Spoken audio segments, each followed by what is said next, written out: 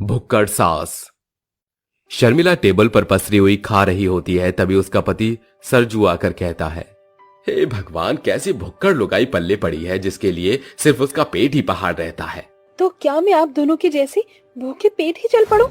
ना बाबा ना, मुझसे ज्यादा देर भूख बर्दाश्त नहीं होती। 55 वर्षीय शर्मिला का चेहरा एकदम गोल मटोल, चेहरे पर लाल बड़ी बिंदी, बनारसी साड़ी और थुलथुला शरीर था। उसकी एक बहुत ही बुरी आदत थी, वो जहाँ कहीं भी खाना देखती बिना कुछ सोचे टूट पड़ती। वो तीनों लड़की वालों के घर पहुँचते हैं, जहाँ टेबल पर ढेरों खाना देखकर भुक्कड़ शर्मिला कहती है, खाने का भंडार देखकर मेरे भूखे पेट का सब्र का बांध टूटता जा रहा है। शर्मिला बिना कुछ सोचे खाने पर टूट पड़ती है। ये देख लड़की की माँ चंदा कहती है, ओ जी, हमारी भाग्यश्री की सास तो भुक्कड़ निकली। देखो कैसे गाय भैंसों की तरह जुगाली कर रही है। भुक्कड़ शर्मिला पलक झपकते ही सारा खाना सफा चट करके एक लंबी डकार लेकर कहती है, वाह क्या कचौड़ी है और करारे समोसे बनाए थे। आहा, कसम से मजा आ गया। अगर आपकी पेट पूजा पूरी हो गई हो तो बात आगे बढ़ाई जाए। अरे मुझे तो हमेशा से ही भाग्यश्री जैसी बहू चाहिए थी, जो बढ़िया खाना बनाना जानती हो। भूखी शर्मिला की बातें सुनकर उसका पति सरजू बात संभालते हुए कहता है, दरअसल आनंद की अम्मा को मजाक करने की पुरानी आदत है। पारिवारिक रजामंदी के साथ दोनों का रिश्ता तय हो जाता है। उसके बाद वो विदा लेकर घर आते हैं, जहाँ सरजू कहता है, बेहिसाब खाकर तुम स्लीव वेल का गद्दा होती जा रही हो। इतना खाओगे तो एक दिन फट जाओगी। अरे क्यों मेरे छुई मुई जैसे शरीर को नजर लगा रहे हो? अरे पहाड़ जैसे शरीर का मिसाल छुई मुई से मत करो। उसका नन्हा पौधा भी तुम्हारी ताकतवर फूंक से क्षण भर में मुरझा जाएगा। शर्मिला को आधी रात कमरे के चक्कर काटता देख सरजू कहता है, देखा तुम्हारी भूख और बढ़ता शरीर का वजन तुमको चैन से सोने भी नहीं दे रहा। अरे मैं तो कल के लिए बेताब हूँ। उस बड़े सी 5 स्टार होटल में मैं खाने के लिए क्या क्या मिलेगा मुझे। आहा हा हा। अगले दिन सभी एक साथ 5 स्टार होटल पहुँचते हैं, जहाँ शर्मिला कहती है, अरे कैसा होटल बुक किया है आपने भाई साहब? यहाँ के वेटर कितना धीमा काम कर रहे हैं। ऐसे तो भूख से मेरी जान ही निकल जाएगी। इतनी भूख तो दानव को भी नहीं लगती होगी। जरा भी काबू नहीं इनको अपनी जुबान पर। एक नंबर की भुक्कड़ है तेरी सास भाग्यश्री। माँ अब क्या आप उनके खाने में नजर ही काटती रहेंगी? अरे क्या खुसर फुसर चल रही है माँ बेटिया में? कुछ खास नहीं सासू माँ, वो बस खाने की बातें चल रही थी। अरे भूख के मारे मेरे पेट में तो गुड़गुड़ हो रही है। जल्दी से कुछ खाने को मंगाओ। आप सभी बता दीजिए आप सबको खाने में क्या क्या पसंद है। वैसे मेन्यू में idli, dosa, sambar, chilli potato, chowmein, momo वगैरह है। अरे समधन जी, ये मोमो मोटो मुझको नहीं भावत है, लेकिन कभी कभार अंग्रेजी खाना खाने में कोई बुराई नहीं है। वैसे पसंद तो नहीं, लेकिन खा ही लेंगे एक आधा। टेबल पर खाने के आते ही भुक्कड़ शर्मिला धावा बोलती है और न सिर्फ अपना बल्कि सभी जन के हिस्से का भी खाना हड़प जाती है। ये देख चंदा लाल पीली होकर मन में कहती है, 9 से चूहे खाकर बिल्ली हज को जली। वही हिसाब है इस भुक्कड़ शर्मिला का। नाना करते हुए भी सभी का हिस्सा हड़प गई भुक्कड़ कहीं की। होटल के तमाम लोगों की निगाहें अपना खाना छोड़कर भूखी शर्मिला पर टिकी होती हैं, जिसे देख सरजू कहता है, अरे जरा सा तो शर्म कर लो शर्मिला, हम सड़क के भंडारे में नहीं होटल में बैठे हैं, थोड़ा तो तहजीब दिखाओ। आह, जो करे शर्म उसके फूटे करम। जहाँ बात खाने की आए, शर्मिला की शर्म कोसों दूर भाग जाती है। अरे तुम्हारा बस चलता तो शर्म हया भी कौड़ियों के भाव बेचकर इसे भी खा जाती भुक्कड़ कहीं की।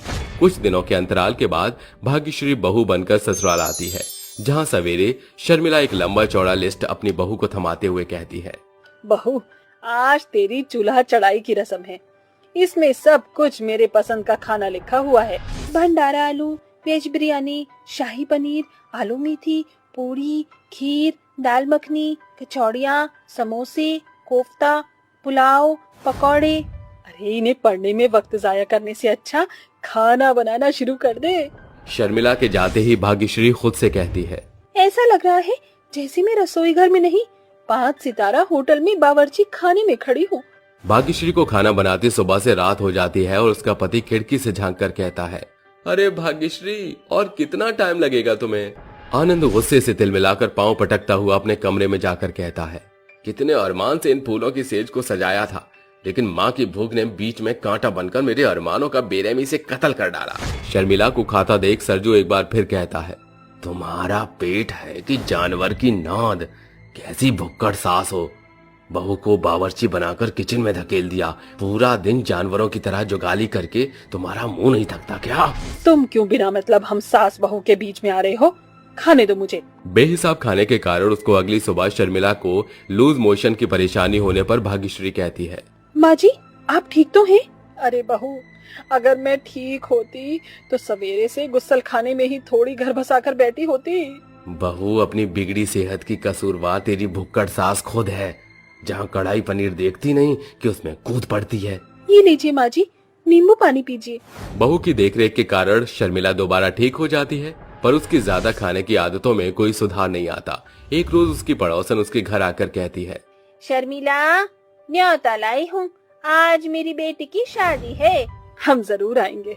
4 बजे शर्मिला सज धज कर कहती है, बहू जल्दी चल, वरना बढ़िया खाना तो बाकी बाराती हजम कर जाएंगे। दोनों सबसे पहले शादी में पहुंच जाते हैं और शर्मिला कहती है, बहू जल्दी से मेरे लिए 2 प्लेट पाव भाजी, 4 प्लेट चाउमीन और 20-25 गोलगप्पे लिया। शर्मिला को लगातार ऐसे खाता देख सभी बातें करते हुए कहते हैं, अरे सांवली जीजी, इस भुक्कड़ को शादी में क्यों बुलाया है? मुझे भी पछतावा हो रहा है।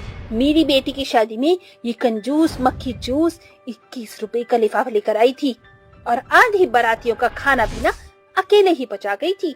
अगर ये भुक्कड़ ऐसे ही खाती रही तो बारातियों के सामने मेरी इज्जत उछल जाएगी। इसको मजा चखाना ही होगा। वो उसके पास आकर उसे खूब खरी खोटी सुनाते हुए कहती है, अरे जरूरत से ज्यादा खाएगी तो फट जाएगी शर्मिला। चाहे इसको कितना भी जलील कर दो, शर्म हया तो है ही नहीं। जब से तुम आई हो 20-25 थाली खाना हजम कर चुकी हो। तुम्हें अंदाजा भी है इस स्टैंडर्ड खाने की एक थाली 1500 की है।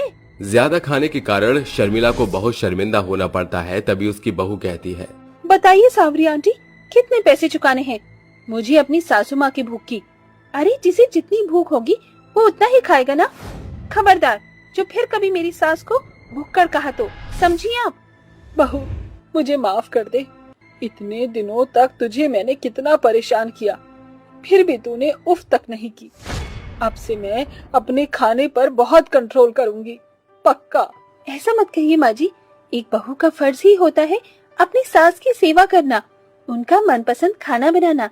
लेकिन आपको अपना थोड़ा सा मोटापा कम करना होगा। इसीलिए अब से मैं आपके लिए पौष्टिक खाना बनाऊंगी, जिसमें तेल मिर्च मसाला एकदम कम हो और जो आपकी सेहत के लिए फायदेमंद भी हो। अब से तेरी ये भुक्कड़ सास अपने खाने पर काबू जरूर करेगी। इस तरह वक्त रहते शर्मिला की अकल ठिकाने आ जाती है और वो अपने बहू के हाथों का खाना खाकर अपना मोटापा और ज्यादा भूख दोनों पर एक साथ काबू पा लेती है।